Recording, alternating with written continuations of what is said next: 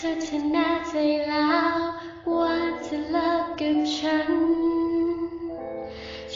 ก็คงต้องยอมใช่ไหม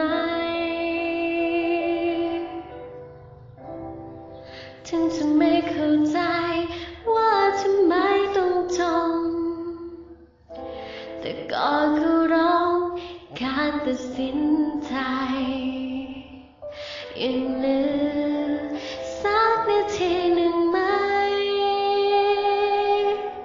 เพราะฉันมีอะไรจะถา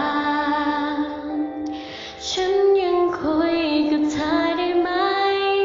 ยังเป็นเพื่อนได้หรือเปล่าหรือวันไหนเธอฉันเหงาฉันมาหาเธอได้ไหมฉันยังโทรหาเธอได้ไหมวันละครั้ง